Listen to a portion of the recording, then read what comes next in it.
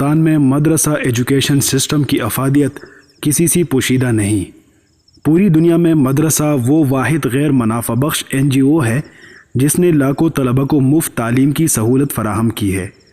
صرف تعلیم ہی نہیں بلکہ مدرسہ ان طلبہ کو رہائش، 3 وقت کا کھانا اور سفری سہولیات بھی فراہم کرتا ہے۔ آئیے مدرسہ سسٹم کو سمجھتے ہیں۔ مدرسہ جیسے کہ اس کے نام سے ظاہر ہے کہ یہ درس و تدریس سے ماخوذ ہے، یعنی ایک ایسا مکان جس میں درس و تدریس کے فرائض سر انجام دیے جاتے ہوں۔ اسلامی مدارس میں سب سے ابتدائی درجہ یہ ہے کہ بچہ اس بات کو سمجھ لے کہ قرآن کیسے پڑھا جائے۔ اس کے لیے بچے کو قاعدہ سکھانے کا انتظام کیا جاتا ہے۔ قاعدے میں چھوٹے چھوٹے عام فہم قواعد ہوتے ہیں جن کو بچہ یاد کر لیتا ہے۔ ان قواعد و قوانین کا اجرا قرآن سے ماخوذ الفاظ سے کیا جاتا ہے۔ اس طرح بچہ 1 یا 2 مہینے میں اس